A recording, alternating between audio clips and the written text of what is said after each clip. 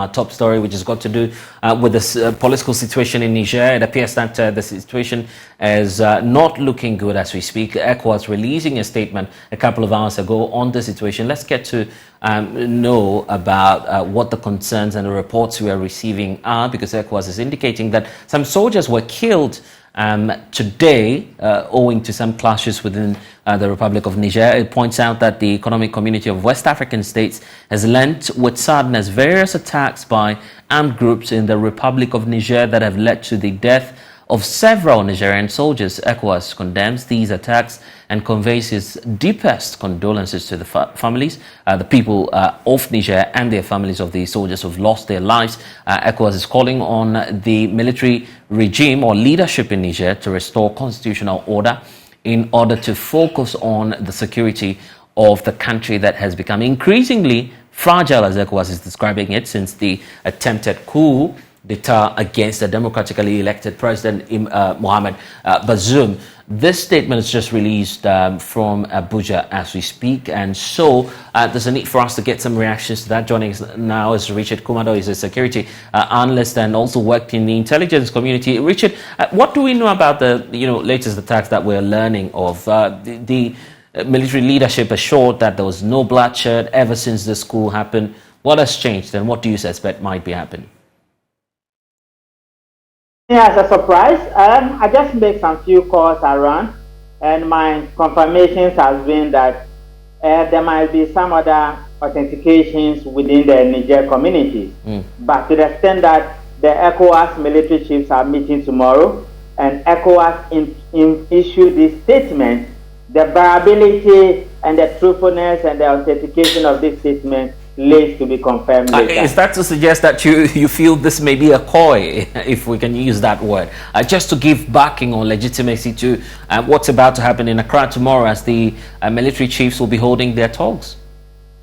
Definitely. I think ECOWAS is exaggerating the position. I think ECOWAS have no basis issuing this statement and the speed at which they issue it. There have been killings in almost all West Africa countries, and nobody there issues such statements. To the extent that they have a meeting tomorrow, I'm sorry, but for cutting through. But don't you think that you're just simplifying matters? That the fact that this is a recorded incident, people have died, people have been killed, and yet you're saying, ECOWAS is just being hyper about this. How many people have died in Nigeria? Have they been able to fight the Boko Haram situation in Nigeria? Why has West Africa countries not mobilized to deal with the Boko Haram issue in Nigeria, where they are kidnapping people and many people are dying? How many people have died in Boko? Why has West Africa countries not mobilized themselves to deal with the issue of Boko? How many people have died in Cote d'Ivoire? I think this is to throw that in the eyes of people and to give them a backing for which they are determined to take a military action.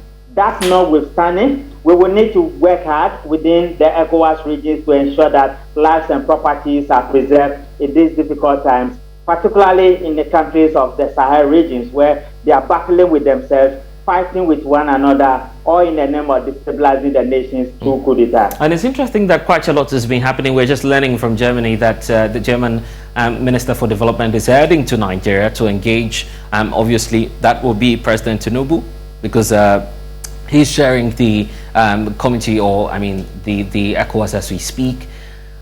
We also do know that there's a meeting scheduled for tomorrow that will be happening here in Accra itself, amongst the Committee of Defense Chiefs, that will be happening in Accra. What's your impression about the moves that we're seeing, the attempt by external parties or partners to support ECOWAS to do the deployment or operationalize the standby force? When a backlash happens, particularly when we haven't done enough security risk assessment around the Sahel regions, then the ECOWAS leaders should be able to take responsibility for being seduced by the West to take an action, a dreadful action among one of their own, when the issues on the ground doesn't require so. If you ask for my personal candid opinion, I would have said they should explore dialogue more and should not be subject to a pressure from the West, who is struggling to redeem their image. This is a conversation we've not had in a long time, but there's a need for us to focus on the Ghanaian position. In fact, we're going to play host to that joint meeting tomorrow, and it's bringing up the perspective and how our president may be feeling now. Do you feel that President Akufo-Addo is, for some reason or the other, you might know best, being influenced into accepting this, or you feel this is a man in charge of our national security? He's looked at the books and feels that this is the best option for us? What do you think? I think if we go by the books, then there are some gray areas of the book we will need to take the pencil and cross them and cancel them. Because what we need to do is, whatever decision we take, we need to ask ourselves, is it in the best interest of our country? Is it in the best interest of our national security? And does it protect our national sovereignty? And to the extent that he has been the immediate past chairman of the ECOWAS, he's forced and he's been dragged into this area which has limited length of gray areas that has not been exploited. And the meeting tomorrow, you're hopeful that something positive might happen out of that? Yesterday, the government had a meeting with the Interior and the Defense Committee of Ghana Parliament. I believe tomorrow those lines, one or two of those lines may surface at the meeting. This particular statement, the issue will also surface at the meeting. But let us be on record to have said that when you get to Niger, you are going to be fighting against the armies of Cote d'Ivoire, Burkina Faso, Guinea, Chad, Algeria, and probably the weather group of Russia. And the security risk assessment would probably need to be one of the key issues on the table tomorrow. And to weigh whether they have the numbers in order to deal precisely with the Nigerian army. And let nobody play the chess game to say that it's going to be a walkover. There will be a fight and there will be security implications for everybody. Can we go at it alone, as just as a sub-region ECOWAS, or you feel it's a ruse, if we could use that word? It's not realistic for us to go by ourselves, by our capabilities, and by the standing forces that we have in the respective countries. It's a standard basic principle in military warfare that if you are fighting Niger with a military might of about 25,000 to 30,000, then you need to have 2/3 of that number, or 2-3 times that number. The combined forces of Burkina Faso, Mali, Chad, Guinea, Niger, and Algeria is a problem for West Africa. I don't know where the funding is going to come from. I don't know where the logistics are going to. Blessed, the dangerous aspect of what we are discussing here is that this is not bread and butter or cocoa in the street. If we are the Germans and we keep on playing along with the West, then the Russians will come in. And when the Russians come in, whatever is unfolding in Ukraine is going to unfold in West Africa. Already we are struggling with instability and economic hardships. And these guys are going to walk away and create security vulnerabilities for you, and public safety guarantees cannot be achieved. Interesting. But why should funding be a challenge for us? Why should we be worried about funding, for instance? You remember how ECOWAS was collapsing Sierra Leone, Liberia? It was basically about funding and the numbers. And the Nigerians were providing large numbers and they were dying. And they were providing the funding. ECOWAS, technically speaking, do not exist. It only exists on paper. And they react when issues such as this comes up. These are economic countries that are struggling. Take Ghana, for instance. Look at our economic figures. Take Nigeria. Look at our economic figures. Fuel subsidy is a problem in Nigeria. They have no clue what they are going to do about it. You reported a Bank of Ghana as a technical advisor who they got involved in funding government projects. We are struggling economically. And if the West do not come to our aid in terms of taking care of this funding, it's going to run us into problems, and it's going to have political and governance issues in West Africa predominantly. Our interest in Niger, what information are you picking about Ghanaians living in Niger as we speak? There has been some few calls that some people will want to move away and move into some other countries where we are free with them. But you also realize that Nigeria has a key interest in Niger to lay their pipeline through Niger. America has a pipeline in Niger today to collect their uranium. And Niger has a river that share border with Nigeria. And if they blow up that dam, Nigeria is going to suffer. I think our president and our position is to solidarize with our brothers and sisters in Nigeria so that they can maintain some level of national security. But whether you are from Nigeria, you are from Ghana, you are from Benin, Togo, our people will need to move to a safer grounds where they can be evacuated home. Other than that, once the ECOWAS walks in, it's going to be a full-blown war, and many lives and many legs. But ECOWAS is obviously reporting of the death of these armed forces men, and it's established to be true. You're raising your own doubts about the reports. They have justification. No, they have justification to move in, isn't it?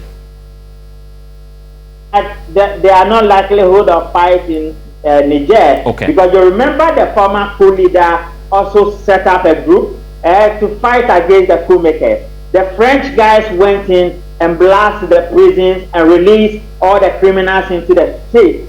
That is to say that we are making the country ungovernable for you. But I'm just saying that for ECOWAS in particular to use this and with this newsletter and with this press conference as a justification for going in there with their military exploiting a dialogue which is also at their doorstep, I think it will be cowardice. And I think it will be in your estimation, how bad should things get for ECOWAS to move in? At least there are signals that the country may be ungovernable, as you're pointing out.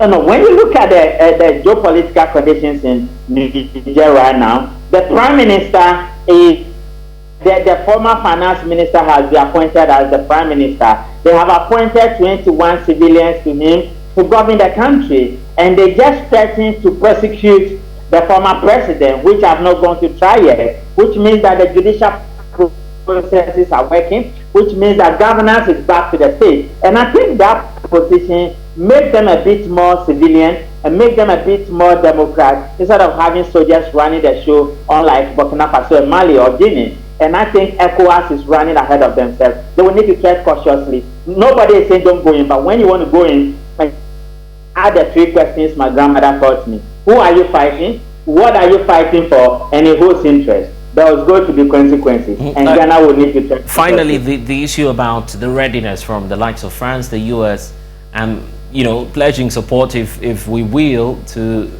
partner them as we move into Niger. Will this be helpful for us? No, we've seen situations in Afghanistan, they ran away when the people needed them critically. We've seen situations in Iraq, holding in Ukraine. They will leave you. They will leave you. They will take advantage of you. They will seek their national interest, and they will create vulnerabilities for you. That is why you need to be smart when you are dealing with your partners within the but it's not as though. But when you make the point, it's not as though we're not being threatened. You make the situation look as though there's no threats at all. We are okay. We are fine. But just at the border, the doorsteps of Benin, Niger, and Nigeria, and the likes of Togo, they have something to really worry about, knowing that Niger is just up there, above them. No, when we talk about rare security threats, brother, ask ourselves, what is the source of this particular threat? You remember our national security minister said we were likely to be bombed by terrorists, and we asked him boldly, which kind of terrorists are after our lives in Ghana? What have we done that we have become so attractive to terrorists? Which group of terrorists will want to attack us? Those questions have not been answered. And now we are just throwing caution in the air that, yeah, you might want to go in from levels. And what are the vulnerability levels along the West Africa zone, particularly within the Sahel region zones that you want to go in with military mind? You do not have the answers. You do not have the clue. You do not have what it takes to get in there and win this battle. And we are saying that there will be casualties, and they should watch out for some of those things because it's not going to be bread and butter. All right then. We'll have to leave it here. Thank you for joining us, Richard Kwado, security analyst. You're watching The Pulse here on the Joy News channel. We're taking a breather. When we return, we'll talk about some more issues. Please stay.